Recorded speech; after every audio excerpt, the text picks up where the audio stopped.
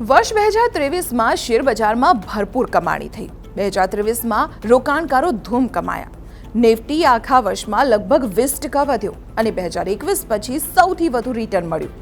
પરંતુ હવે સવાલ એ થાય છે કે શું 2024માં પણ શેર બજારમાં 2023 જેવી તેજી જોવા મળશે? શું 2024માં પણ 20% રિટર્ન મળશે? 2024માં બજારને ઉપર લઈ જવામાં કયા પરિબળ ભૂમિકા ભજવશે? એનાલિસ્ટને શું લાગે છે? શું અત્યારે શેર બજારમાં એન્ટર થવાની યોગ્ય તક છે? આ તમામ સવાલોના જવાબ જાણવાનો પ્રયત્ન કરીએ। નિફ્ટી છેલ્લા 8 વર્ષથી સતત પોઝિટિવ રહ્યું છે। 2023માં પણ કેટલાક પરિબળોએ બજારને ઉપર લઈ જવામાં મહત્વનું યોગદાન આપ્યું હતું। 2023માં 5 રાજ્યોમાંથી 3 રાજ્યોની ચૂંટણીમાં ભાજપની જીત થઈ હતી। મ્યુચ્યુઅલ ફંડ્સમાં અઢળક રૂપિયા ઠલવાયા હતા અને અમેરિકામાં વ્યાજદર ઘટવાની આશાને પગલે વિદેશી સંસ્થાગત રોકાણકારોએ ભારતીય બજારને ટેકો આપ્યો હતો। પરંતુ નવાઈની વાત એ છે કે 2023માં મળેલા 20% વળતરમાંથી લગભગ 13% વળતર તો વર્ષના છેલ્લા 2 મહિનામાં જ મળ્યું છે। મહિના પ્રમાણે જોઈએ તો 2023માં ડિસેમ્બર મહિનામાં સૌથી વધુ વળતર મળ્યું હતું। હવે જોવાનું એ રહ્યું કે શું 2024માં પણ બજારમાં 20% વળતર મળશે? બજારનું વેલ્યુએશન જોતા શું લાગે છે? તો નિફ્ટીનો પી એટલે કે પ્રાઇસ ટુ અર્નિંગ્સ મલ્ટિપલ અત્યારે લગભગ 23ની આસપાસ છે। છેલ્લા 10 વર્ષના સરેરાશ પી મલ્ટિપલ કરતાં અત્યારનો પી વધારે છે। કોટક સિક્યુરિટીઝના તાજા રિપોર્ટ પ્રમાણે નિફ્ટીનું વેલ્યુએશન 20% વધારે છે અને આવતા 6 થી 9 મહિનામાં બજારમાં કોન્સોલિડેશન જોવા મળે તેવી શક્યતા છે। એટલે કે બજાર આવતા કેટલાક મહિના સુધી વર્તમાન સ્તરની આસપાસ જ રહી શકે છે। 2024માં સંસ્થાગત રોકાણકારોની ખરીદી કરતાં વધારે મહત્વ ફંડામેન્ટલ્સનું રહેશે। આ કારણસર 2024ના અંત સુધીમાં નિફ્ટી 21,834ના સ્તર સુધી જ પહોંચી શકશે। શેરબજારના નિષ્ણાત અમરીશ બાલિકા કહે છે કે બજારનું વેલ્યુએશન મોંઘું છે, ખાસ તો નાના અને એસએમઈ શેર્સ જોખમી છે। બજારમાં ક્યારે અને કેટલો મોટો ઘટાડો આવશે તેની આગાહી કરવી મુશ્કેલ છે, પરંતુ કંપનીઓના નફામાં વૃદ્ધિની તુલનાએ બજાર ઘણું આગળ વધી ચૂક્યું છે। આથી મજબૂત પ્રોફિટ બુકિંગની શક્યતા છે અને 2024માં નિફ્ટીમાં 20,000 અથવા તો તેના કરતાં પણ નીચેનું સ્તર જોવા મળે તેવી શક્યતા છે। એકંદરે બજારનું વર્તમાન વેલ્યુએશન વધારે પડતું છે। તો શું અત્યારે બજારમાં પ્રવેશવાનો યોગ્ય સમય છે? શેર બજાર કંઈ રોજે રોજ રમવાનું મેદાન નથી। રોજે રોજ શેર બજારમાં રમવું હિતાવહ પણ નથી।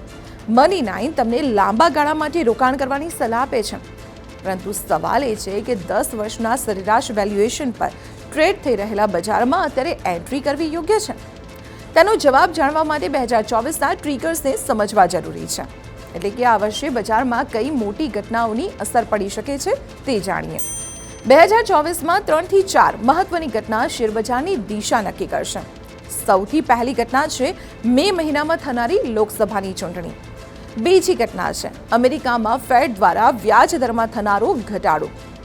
ત્રીજી ઘટના છે ક્રૂડ ઓઇલની કિંમત, જેના પર મોંઘવારીનો અને આર્થિક વૃદ્ધિ દરની સાથે સાથે કંપનીઓની કમાણીનો આધાર રહેલો છે। અને ચોથું ટ્રિગર પોઈન્ટ છે વિદેશી સંસ્થાગત ઇન્વેસ્ટર્સની ખરીદદારી। વિદેશી રોકાણકારોએ 2023ના છેલ્લા 2 મહિનામાં લગભગ 75,000 કરોડ રૂપિયા ઇક્વિટીમાં તેમજ બોન્ડ્સમાં નાખ્યા હતા। તો શું 2024માં પણ વિદેશી રોકાણકારો ખરીદી કરશે? હવે વાત કરીએ 2024ના આઉટલુકની।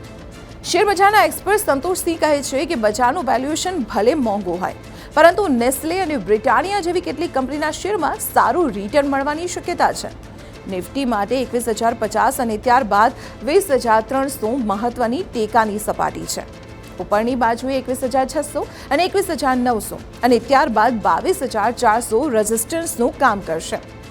સ્ટોક માર્કેટના એક્સપર્ટ રવિ સિંહનું માનવું છે કે લાર્જ કેપ અને આઈટી શેર્સને બાદ કરીને અમુક નાની મોટી કંપનીઓમાં તેમજ સરકારી કંપનીઓના શેર્સમાં 25% સુધીનું રિટર્ન મળી શકે છે।